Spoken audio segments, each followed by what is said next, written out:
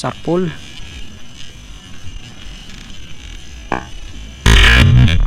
Ang bilis.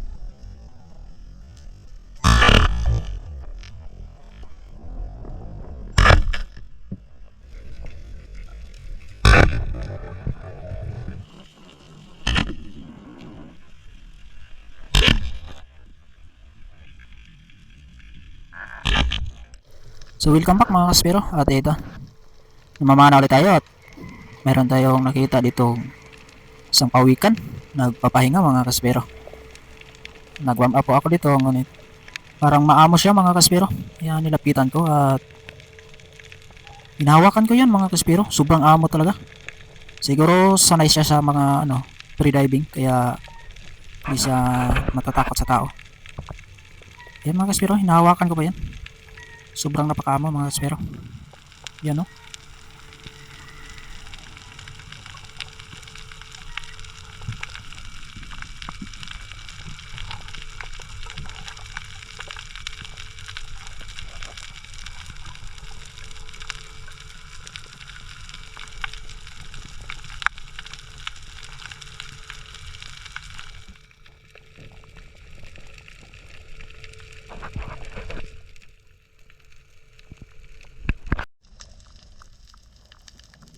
Tsaka dito mga kaspero, may pinana ako dito na isang igat or ubod. Malaki na po yan mga kaspero. Dinali ko na yan mga kaspero kasi mayroon din naghahanap niyan na bibili daw siya ng igat. Kaya yan, malapit pa na punit mga kaspero. Kaya dinali-dali ko na lang inano ng kutsilyo para hindi na siya makawala. Umabot po yan ng 4 kilos mga kaspero.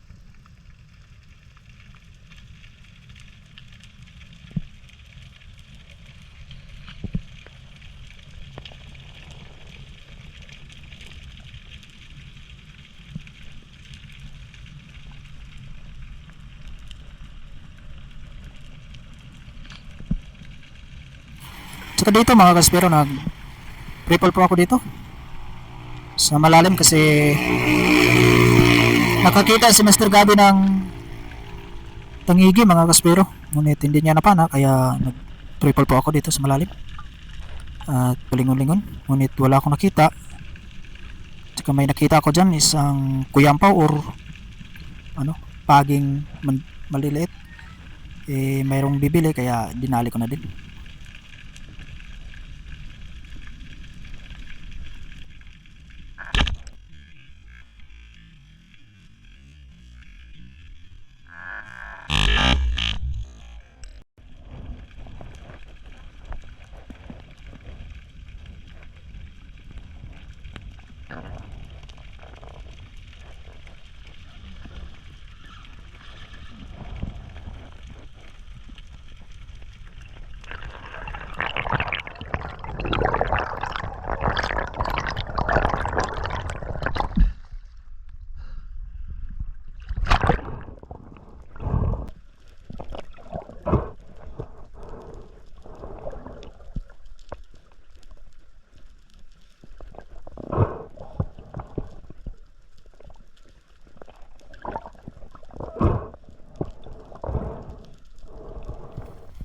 Ganyang klaseng pagi mga kaspero, hindi po yan bawal dito sa amin, at saka wag lang yung eagle ray or manta ray, wag lang yan, si bawal yun.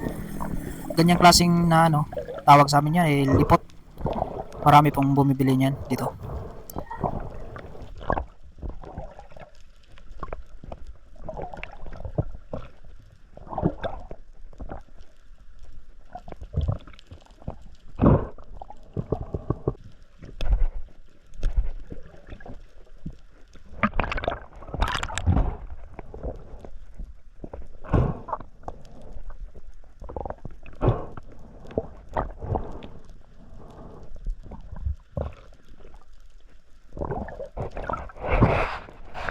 Tsaka dito mga kaspero, ang daming tamber o malatigi. Tawag niya, angelfish. At binawasan natin mga kaspero.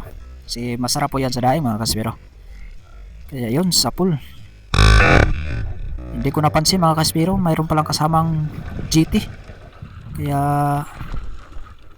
ayun si Master Gabi. Kaya sinabi ko kay Master Gabi na may kasamang GT. Kaya kinuha ko yung huli niya na isang kubya para masisira niya. Nung dinapaanan ni Master Gabi dun sa ilalim at hindi na bumalik yung GT mga kaspero. Mailap po siya mga kaspero pag kasama niya yung grupo ng tamber or malatigi.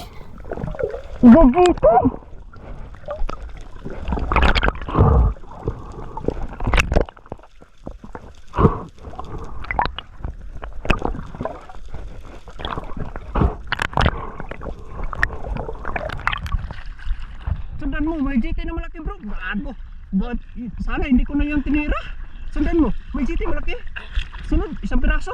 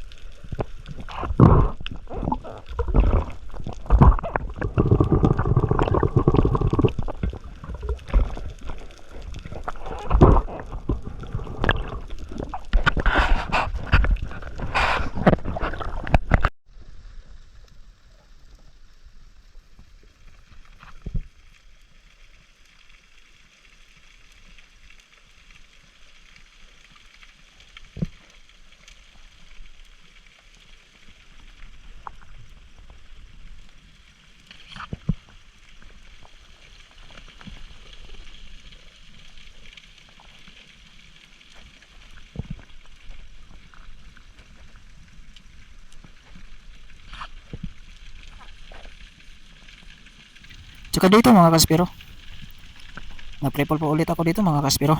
Ngunit wala din ako nakita.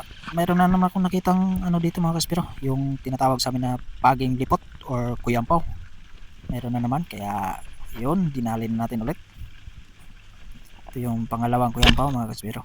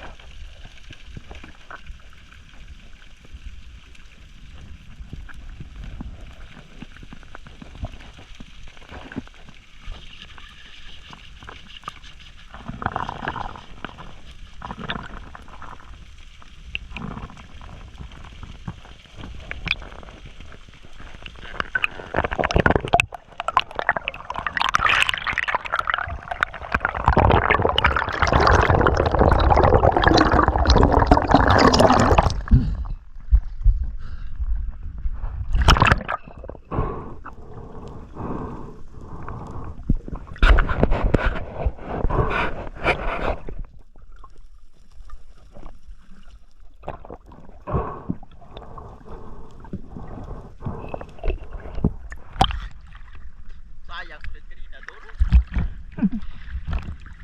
Nagulat kasi pag-open ko ng camera. Ha? Nagulat pag-open ng camera ko. Nakita ka pangalawa? Ay! Sakto pag-open ko. Pinakadapa ako. Magtayo ko pagkaahog ko dyan ng mga tatlong padyak ko. Galing sa tabi. Sabi ko yari ito. Nakagano na yung bata ko. Dire-diretso sa akin. Inaw pinagka pag-open at biglang kumano.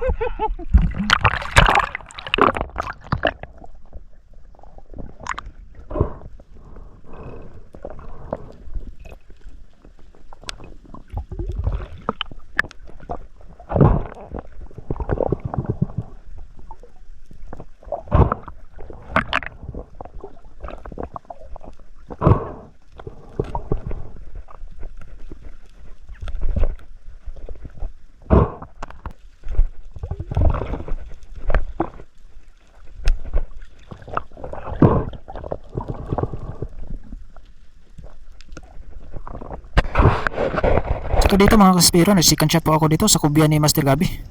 Yun.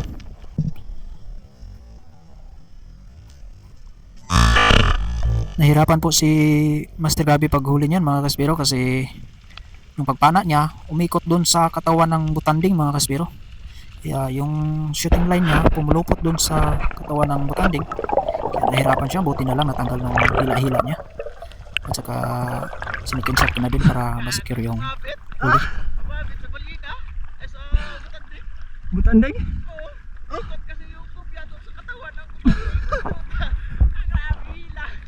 Tinatanggal.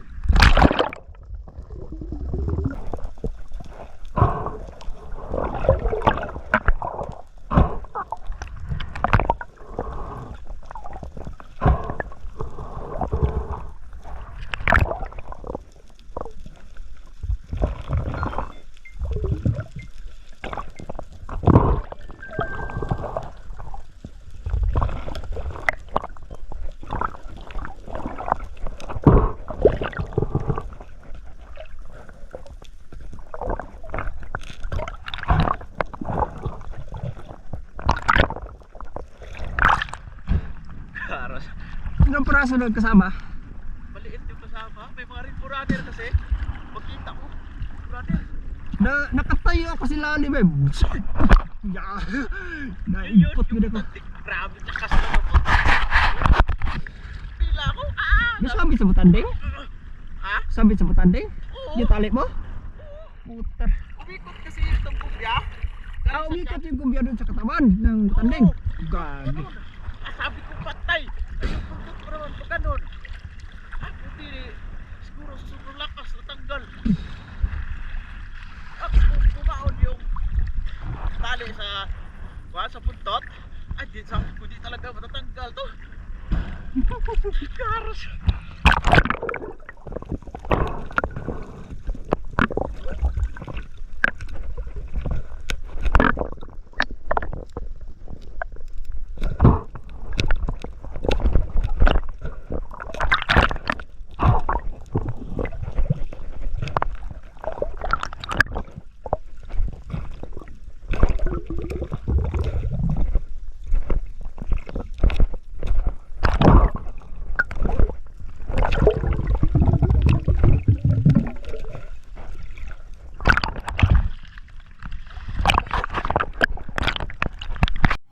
Tsaka dito mga kaspero, habang pababa pa po ako, sumalubong agad itong grupo ng Rainbow Runner o Langoso or Salmon.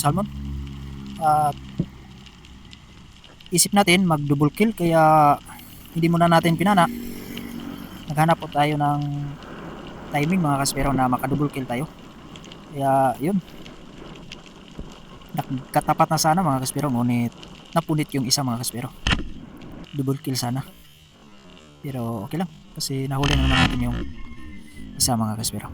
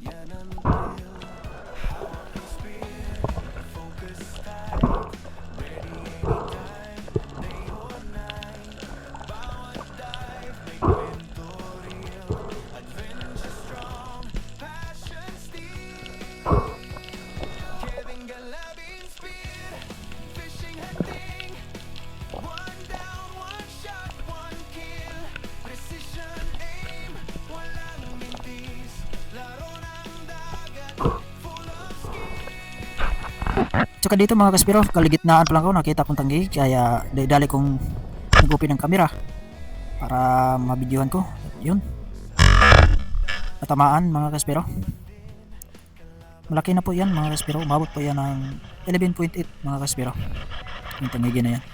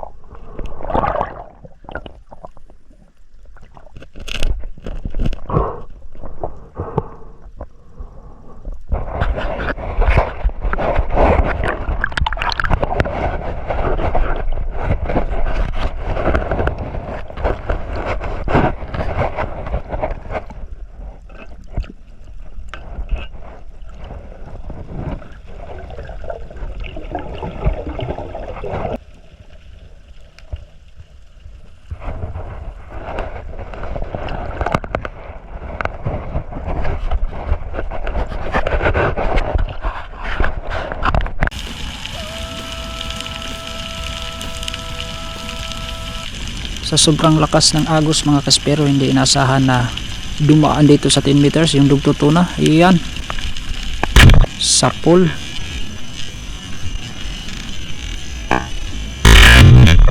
Ang bilis ng galaw niya mga kaspero. Padaan lang sana yun. Kaso nga lang, nakita natin. Kaya yun, nadali natin. Umabot po yan ng 10 kilos mga kaspero. 10.9.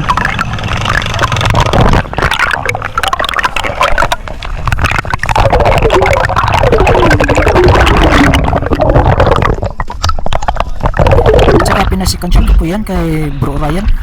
At saka yan po si Bro Ryan. Isikan shot niya. At saka ganda ng pagkasikan shot niya. At ayan, nadali namin. Secure na yung dugto na.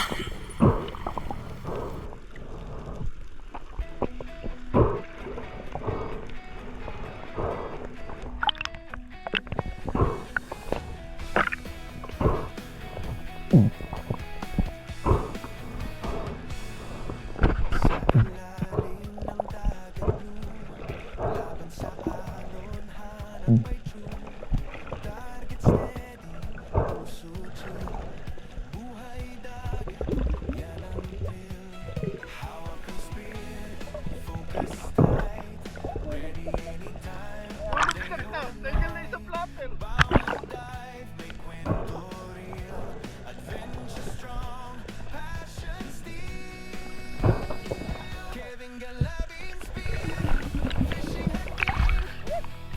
Ganda na si shot ko.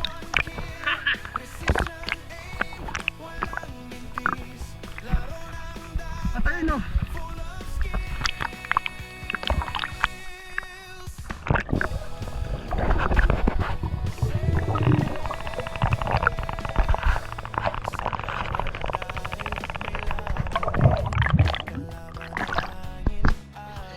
Ayan na mga kaspero. Oy! 16.5.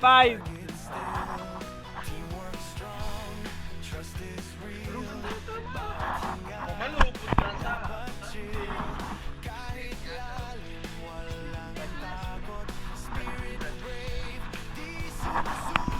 desisyon na nga si Gab eh. Puputulin na daw eh. Baka may shot. Yan yung dumali.